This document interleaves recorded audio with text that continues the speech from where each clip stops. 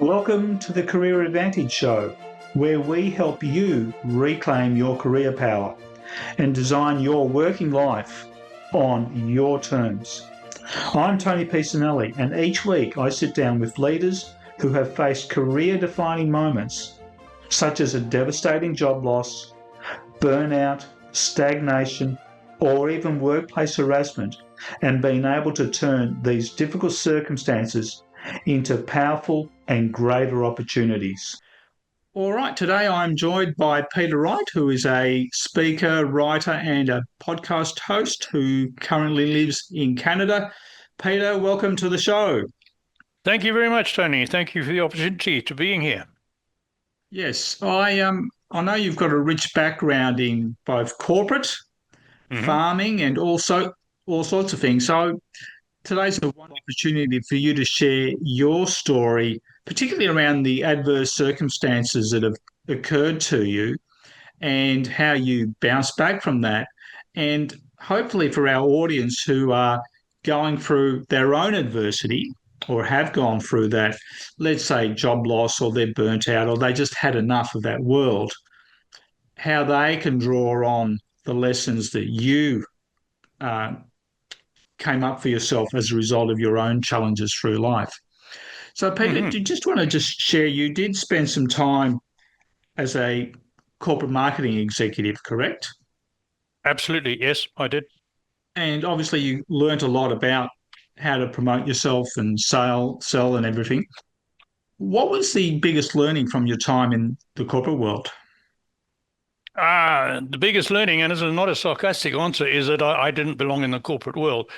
But having said that, I did pick up a lot of very valuable skills, management skills, accounting skills, budgeting skills, which were very valuable when I started my own business and then went farming after that.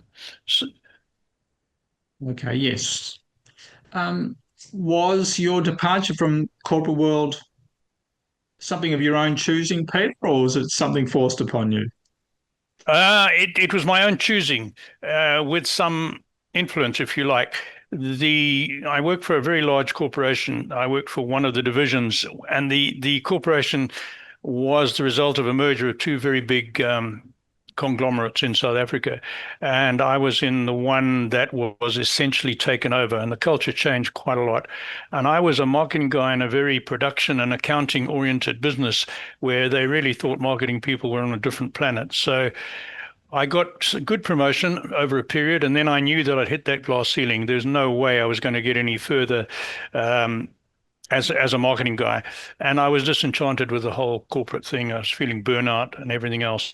So I had an opportunity to join a partnership, which was an export trading house exporting to various countries in Africa. So when that opportunity arose, I was already thinking of leaving. I did it. That opportunity didn't turn out too well, but that gave me the momentum to start my own export trading house, which I did.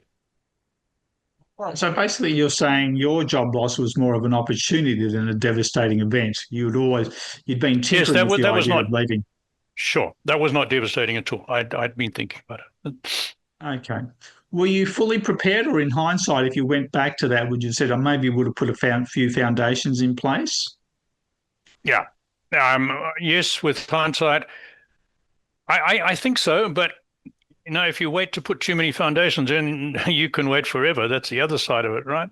So the devastating bit came later when, after 4 years on my own with this export trading business, having done really, really well, my civil war broke out in my two major markets, and within weeks, my whole business crumbled because I worked on a bank overdraft.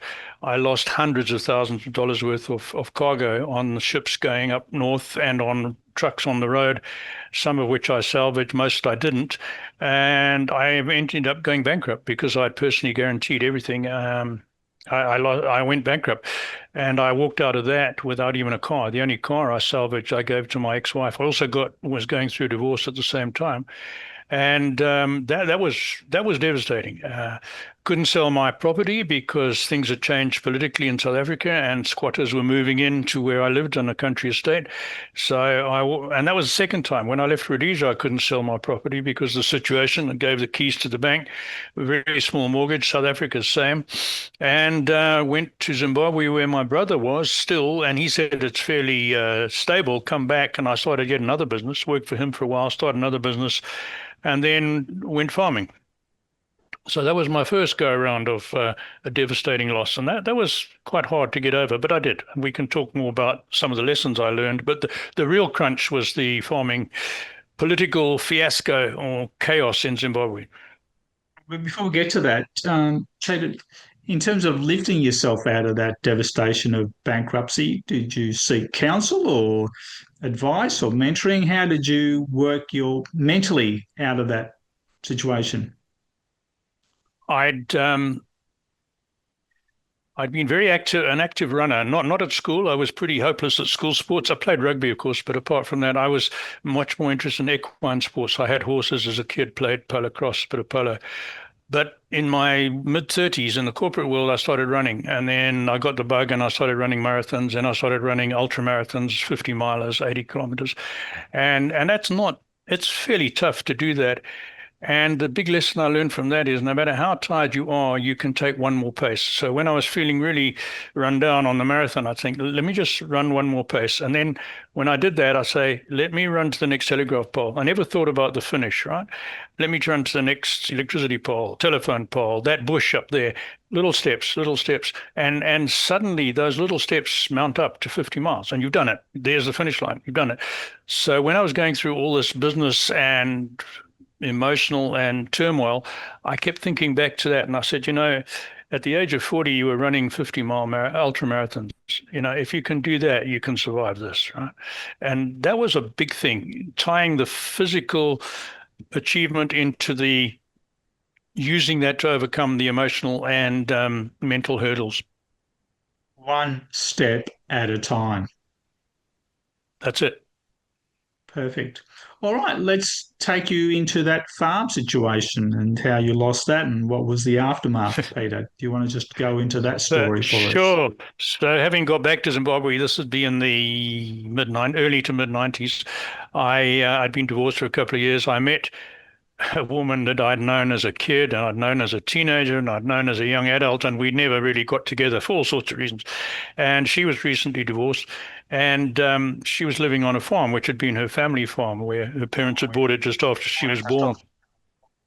So we took over the farm. Her mother died, her father was quite sick, and we developed it into a thriving little horticultural production operation where we employed 180 people in summer, and we exported peas and granadillas and a few other things to Europe for hard currency. It was going well. It was a bit of a struggle because the farm needed a lot of development and we didn't have a lot of capital. I'd sold my business that I'd started in Zimbabwe to finance that. And then in the year 2000, the politics changed completely. And the government decided they didn't want any more white farmers. They need trying to appease the very poor indigenous population. So they started transporting in trucks hundreds or thousands of tribal people onto the white-owned farms. And these people couldn't survive. The only way they could survive is by stealing off the farm owner.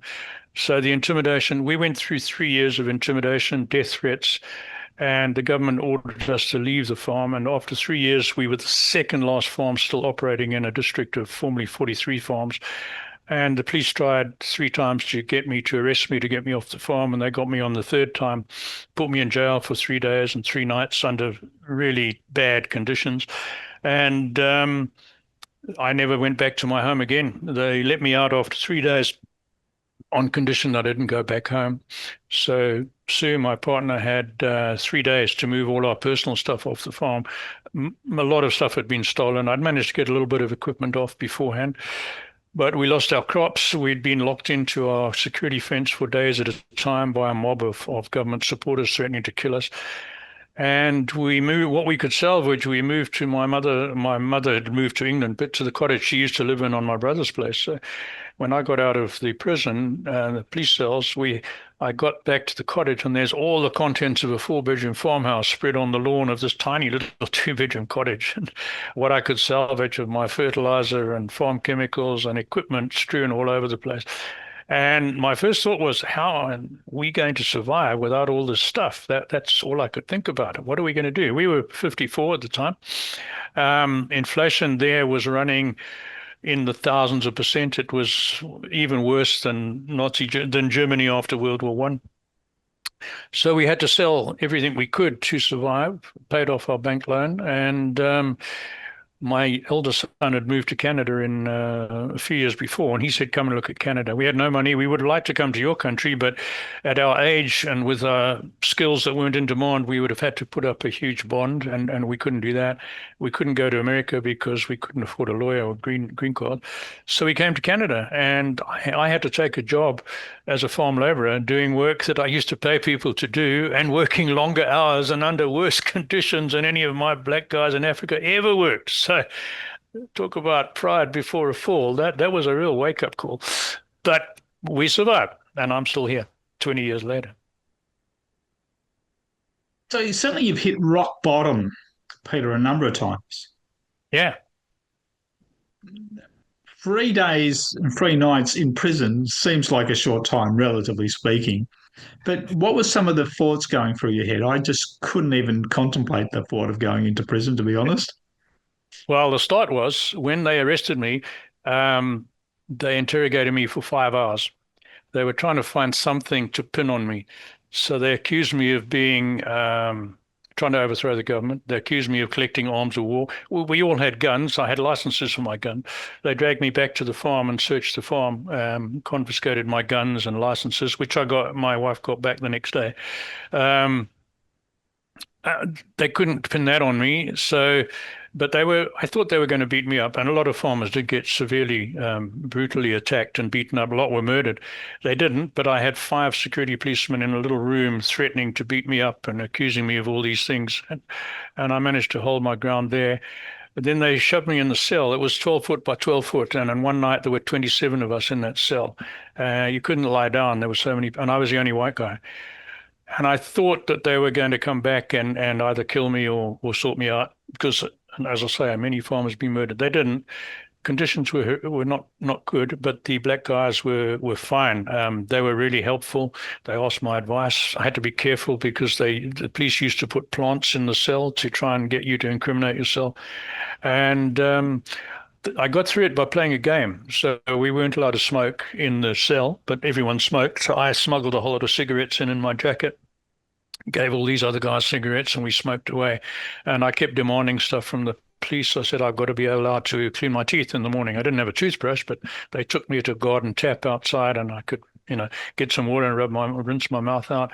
And then I kept demanding this and that. And the next thing, and every time they gave in, I said, well, I've got a point. I've got to, and that was it. I turned it into a game and I let my anger at the injustice and what was happening to the country, that prevented me from being paralyzed by fear. That anger helped. So, and then I kept thinking back, as I said earlier, to the marathon, thinking, well, I got through the marathon 1 step and 1 kilometer at a time. I can get through this at an hour at a time. So I just focused on getting through the next hour. And, Peter, and I did. would you say going through these setbacks, devastating events, are actually battle hardening you for life? You become you come out a tougher individual. Oh, yeah. Absolutely. And here in Canada, which is a fairly peaceful, although it's changing very rapidly recently, people tell me, oh, we're so concerned about this, that, and the next thing. I said, you don't know what you're talking about. You've got nothing to worry about. You're living a sheltered life. Believe me, I know what it's like to have things to worry about. People worry here because they can't get a new car this year. They've got to wait till next year, and they can't get a bigger TV, and they can't afford a ticket to the football game. Get some perspective on life because you can lose everything like that, and you're worrying about nothing. Yes, So yes, we can lose ourselves in the materiality of life, can't we? yeah, absolutely. All right. So today, if you would like to share with our audience what you do as a podcast host. Sure. So before COVID and the lockdown, I was doing quite a bit of public speaking and some internet marketing. And then, of course, when that came, public speaking just stopped completely. So I had a business partner in another business venture, a woman, younger woman, and we said, let's start a podcast. So we did. And we initially started to help out other small businessmen who'd lost the ability to network and, all these events we used to go to. We didn't get a lot of traction on the business side, so we switched to health and wellness about 2 years ago, and then we rebranded to, we call it Health Declassified. It's all about holistic health. So we interview guests once every 2 weeks, and then we do a wrap-up episode every week, just the two of us. We pick a health topic and we research it and we explore it, and then we talk about it on the show. So that's what we do. All right. And obviously are an author and you've got your book there over your right shoulder. I wrote a book. It's on the back. You can see it there, and I have it here. It's called 5 Steps to Thriving on Adversity. The reason that I wrote the book is when I was doing the public speaking, that everyone kept saying, wherever I went, you got to write a book, got to write a book. So I did. I wrote a book. And I mainly sell it when I do a speech. People at church asked me for the book. It's not on Amazon. I had it listed and they dropped it, presumably because I didn't let them do the facilitation. I wanted to distribute it myself. I don't know, whatever. But it's on my website, peterwrightsblog.com. It has its own website, 5stepstothriving.com. Or people can email me at peter@Health Declassified, and I can do that. That's the background to the book. And it's what it is a whole lot of stories of my life, but there's 5 steps to how I thrived on the adversities I've been through, illustrated by a couple of stories from my life. It's all in there. Okay, all right. Well, you've given the details of where people can find that and find you. So if anyone there is listening or watching today, then they've got the opportunity to reach out to you because Sure. Obviously you've gone through a hard road and you've come through the other side, Peter, to tell the stories. Absolutely. And I'm so grateful that people say, what would you change? I say nothing, because as tough as some of those parts were, I wouldn't be where I am now, physically, emotionally. And I had a heart attack a few years ago, got through that as well. And it just helped me get through everything else in life, right? Yes, it's everything, as I see, is a bit of an apprenticeship for us to become stronger figures in life. Yeah. And if you look at some of the most successful people, most of them have been through some unusual level of adversity. True. Yes. Challenge is what makes us grow in life. Absolutely. Okay. All right. Thanks for joining us, Peter, and hope people want to reach out to you. They've got the details. So by all means, reach out to Peter. He's a wealth of experience and knowledge. Thank you. Thank you, Tony. Thanks for tuning into the Career Advantage Show. Visit the careeradvantage.show to subscribe and claim your free Career Confidential Toolkit. If you've enjoyed today's episode, I'd truly appreciate a 5-star review on your favourite podcast app.